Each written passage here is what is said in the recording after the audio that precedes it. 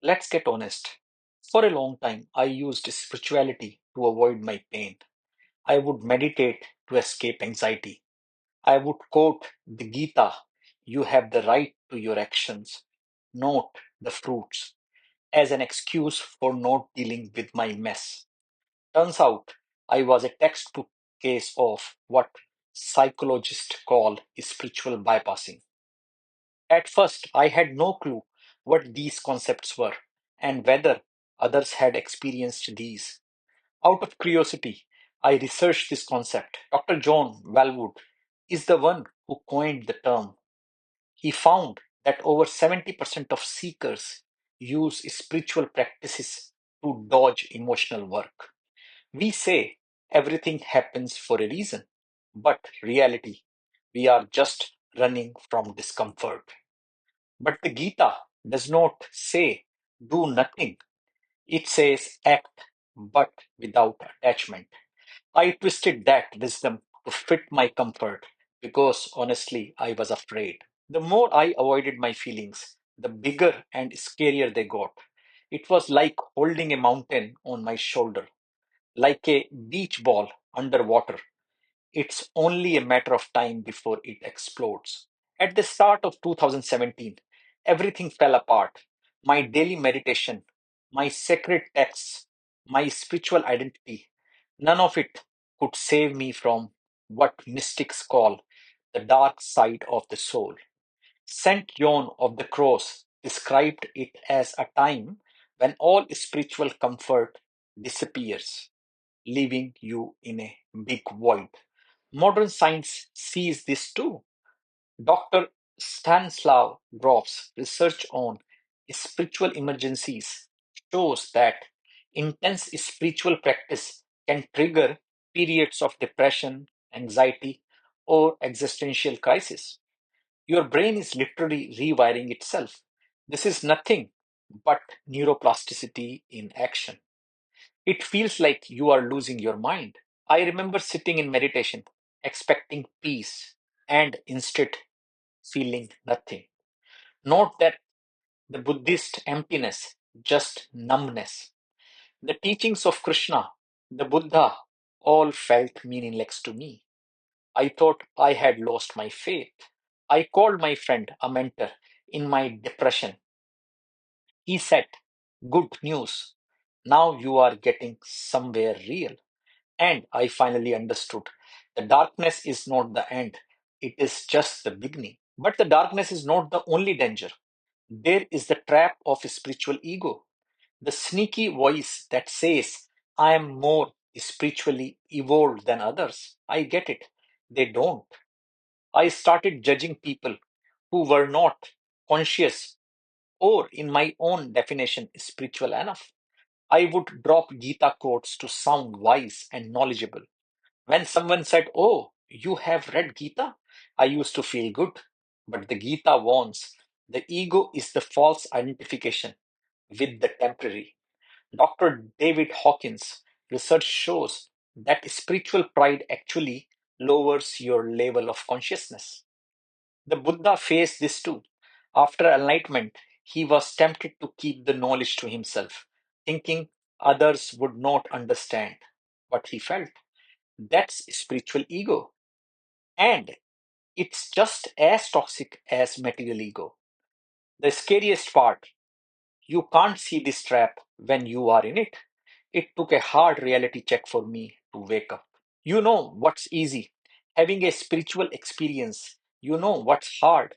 Bringing that wisdom into your daily life.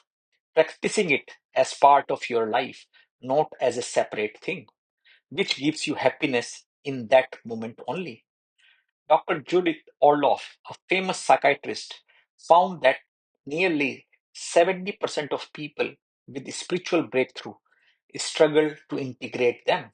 I would have a blissful morning meditation, then lose my cool in traffic or at work. I felt like a fraud, an imposter. The Gita says, better to live your own dharma imperfectly than someone else perfectly. Your path has to work in real life, not just on the cushion. I remember one day feeling deeply connected during meditation, and by lunchtime, I was yelling at a customer service rep about my internet. The contrast was humbling. Another dark side, loneliness. As you grow, your interests and values shift. Old friends may not get it. Conversations feel shallow. You are between words. Jack Cornfield, a famous writer and a Vipassana teacher, calls this as spiritual loneliness. Science backs it up. A University of Wisconsin study found that people in spiritual transformation often go through 6 to 18 months of social isolation. I lost friends, not from the conflict, but because we just drifted. They wanted to talk Netflix, I wanted to talk about consciousness, spirituality, and they wanted to talk about politics, news, and religion. Neither is wrong, but it's lonely. But here is the secret, this darkness is not a detour, it's the path. The Buddha's first noble truth is not life is suffering. Actually, it is life contains suffering. True growth means facing this and not escaping this part. Dr. Rick Hanson's neuroscience research shows that spiritual practice rewires your brain. But first, old patterns must break down. That's why it feels like hell before it feels like healing. I will use a Gita verse about death, slightly out of context, but to drive my point. As a person puts on new garments, giving up old ones, the soul similarly accepts new bodies, giving up the old ones when we die.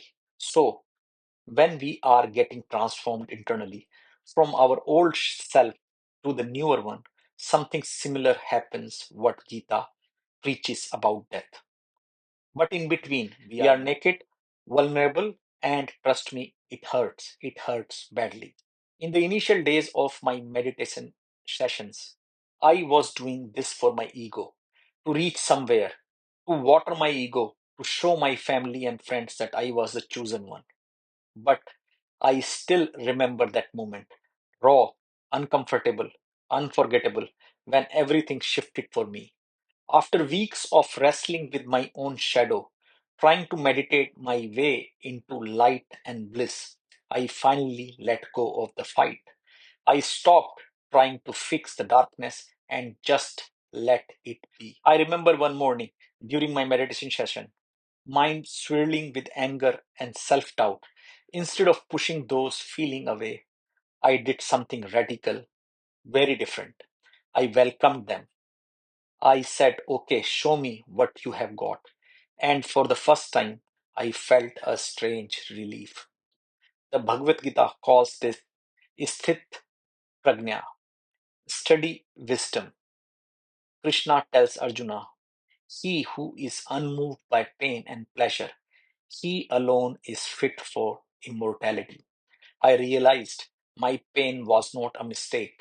It was the curriculum I needed to follow to move to the next phase of my journey to consciousness and ultimately to superconsciousness, where it all started. At a retreat in India, while having our lunch, my spiritual ego got called out. Someone gently told me I was coming off as superior. The shame was intense. I wanted to run, to defend myself, but instead I sat with it. Buddha warns about the near enemy of compassion, pity, pretending as empathy. That night I felt heavy, not from sadness, but from finally seeing the shadow I had been hiding from. Modern science is slowly remembering what the ancient mystic already knew. When we pause not to judge what we feel, but to simply watch it, like a mother watches her child cry without panic, something shifts inside. Dr. Judson Brewer, a neuroscientist of our times, found that when we look at our emotions with quiet curiosity, not resistance, the restless part of the brain that feeds our endless overthinking, the default mode network, begins to fall silent. That's the start of true silence. It is in this silence that we begin to hear the truth. Carl Jung once whispered a truth that sounds like it came from a Himalayan cave. One does not become enlightened by imagining figures of light, but by making the darkness conscious. To know ourselves, we must stop running from the shadow. Only when we gently turn towards it, without shame, without fear, then only we begin the real work of becoming whole. So now, when anger, fear, or jealousy shows up, I don't push them away. I get curious. What are you here to teach me? The darkness is not the enemy, it's the raw material for growth. A moment to introspect, a moment to pause, to listen, and to improve. That is why Buddha, Gita, and all the ancient scriptures call this a path, not the destination. If you are walking this path and find yourself in the mud, confused, frustrated, doubting your progress, know this: you are not broken. You are not failing. You are doing the real work. The Gita reminds us you have the right to your actions, but not to the fruits of it. This journey is not about perfection, it's about wholeness. Wholeness means embracing every part of yourself: the light, the shadow, the messy, the magnificent. Buddha's final words were: work out your salvation with diligence, not achieve enlightenment and coast forever. Keep showing up, keep practicing. I still stumble, I still get triggered, but now I see those moments as invitations, not setbacks. Here is my challenge to you.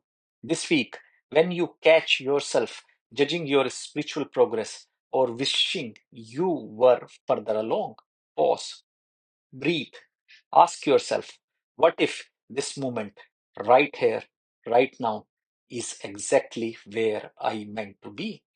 Share in the comments what's one shadow aspect of your journey you are ready to face. Let's make this a safe place to normalize the messiness, the realness, the humanity of spiritual growth. Remember, the lotus grows from the mud. Your darkness is not your enemy, it's your compost, the nutrition your lotus needs to grow. It's what will feed your most authentic growth. This path is not about escaping your humanity, it is about embracing it fully, fiercely, beautifully. If you are ready for more practical tools to ground your spiritual journey, stay connected and watch out for my next video on creating sacred space in a chaotic world. Until next time, keep discovering yourself.